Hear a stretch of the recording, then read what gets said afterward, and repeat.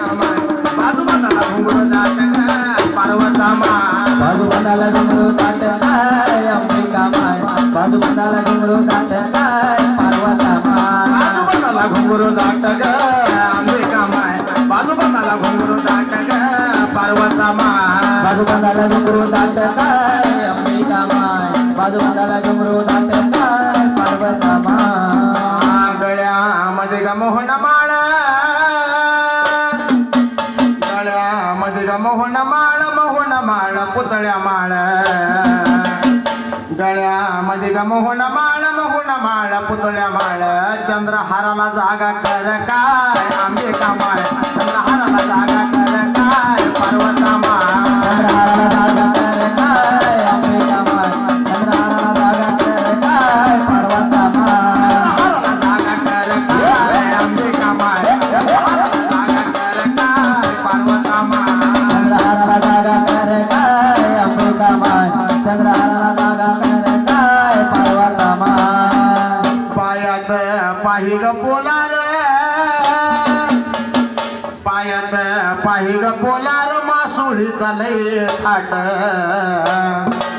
पैंजणाला जागा दाट काय अंबिका माय पैंजणाला जागा करी काय पार्वता माय पैंजणाला जागा कर काय अंबिका माय पैंजणाला जागा कर काय पार्वता माय पैंजणाला जागा दाट काय अंबिका माय पैंजणाला जागा करी काय पार्वता माय पैंजणाला जागा दाट काय अंबिका माय पैंजणाला जागा दाट काय पार्वता माय आंबा सरवले न ल्याली आंबा सरवले न ल्याली पण जोडव नाही ल्याली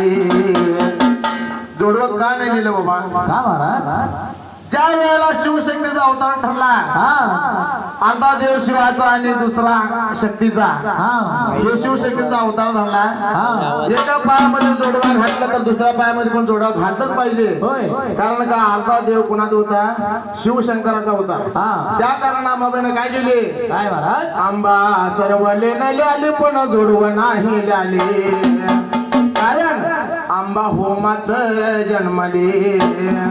दैताचा काळ झाले काय अंबिका माय दैताचा काळ झाले काय पार्वता माय दैताचा काळ झाले काय अंबिका माय दैताचा काळ झाले काय पार्वता माय दैताचा काळ झाले काय अंबिका माय दैताचा काळ झाले काय पार्वता माय दैताचा काळ झाले काय अंबिका माय दैताचा काळ झाले काय पार्वता माय विनायकाची गुरुगादी विनायकाची गुरुगादी दास गणेश आराधे पण भक्ती बनण्यासाठी चंदनाची भक्ती साधे ग अंबिका माय चंदनाची भक्ती साधे काय पार्वता माय चंद्राची भक्ती साधी काय अंबिका माय चंद्राची भक्ती साधी काय पार्वता माय चंदनाची भक्ती साधे काय अंबिका माय चंदनाची भक्ती साधे काय पार्वता माय चंद्राची भक्ती साधी काय अंबिका माय चंद्राची भक्ती काय पार्वता माय